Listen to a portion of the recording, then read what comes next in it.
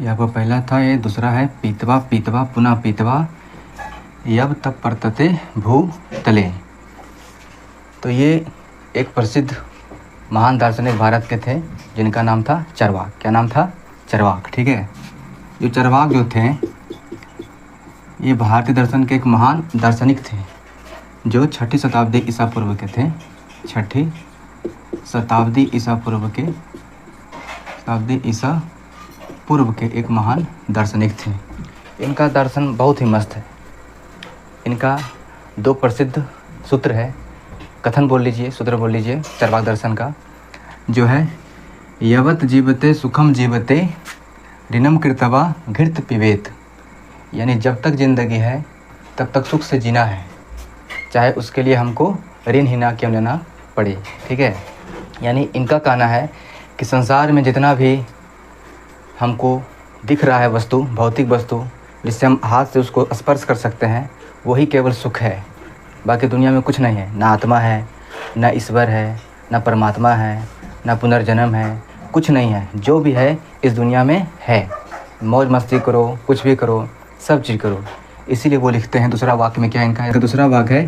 पीतवा पीतवा पुनः पीतवा, पीतवा पीतवा पुनः पीतवा या पटते भूतले। यानी पीजिए, इतना पीजिए, इतना पीजिए जब तक आप भूतले यानी धरती पर ना गिर पड़े। ठीक है। ये चरवाक दर्शन का एक कोट है। ठीक है। इसके बाद यदि बात करें हम आपको बुद्ध का, तो बुद्ध अलग ही लेवल का आदमी थे। ठीक है। हम लोग जानते हैं कि दुनिया में सुख और दुख दोनों होता है। सुख और दुख दोनों होता है। ठीक है। यदि कोई बच्चा हो तो बोलेगा सुख, मुझे सिर्फ सुख हो, सबको दुख हो जाए। ठीक है, सिर्फ मेरा ही।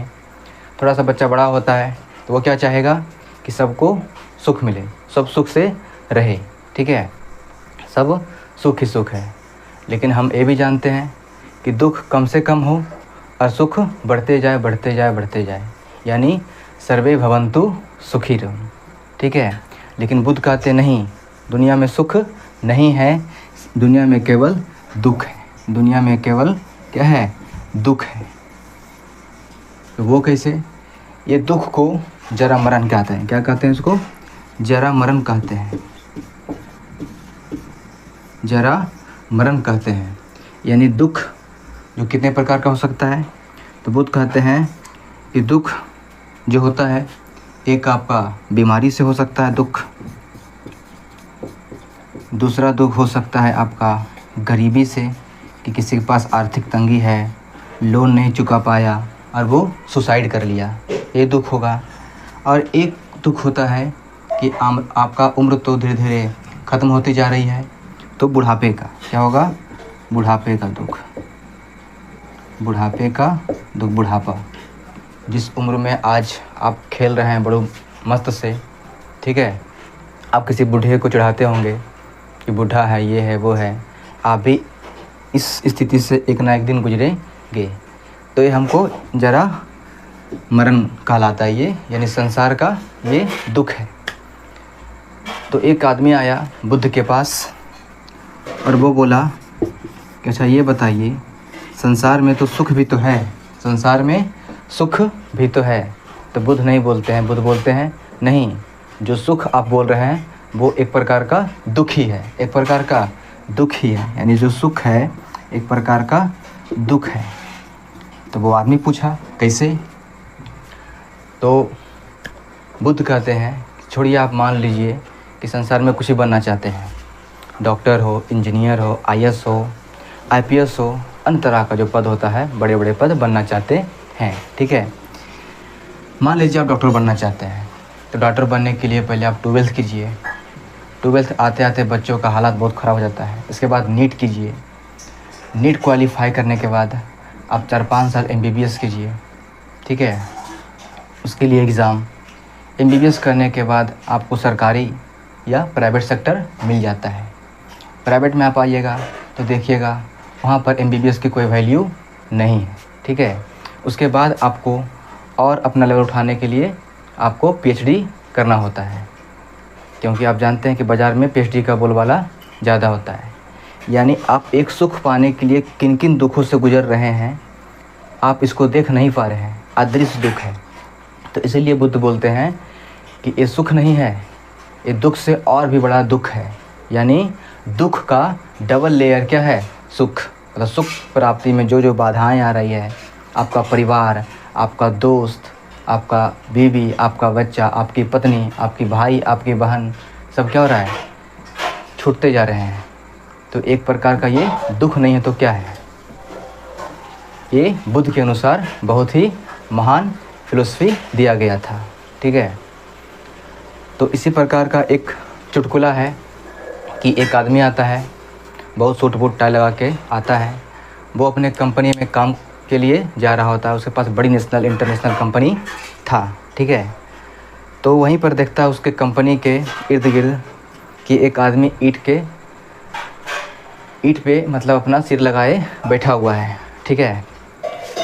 तो उसको बोला चलो ये आदमी तो बैठा हुआ है, काम तो नहीं कर रहा है, चलो इसको कुछ ज्ञान की बातें बता देते हैं ताकि इसका भी कुछ ना कुछ भला हो जाए। वहाँ पर गया तो जो आदमी ईंट पर सोया हुआ था वो उस आदमी को इस तरह से देखा कि अरे भाई तुम क्यों आए मेरे पास है ना, इस तरह से देखा।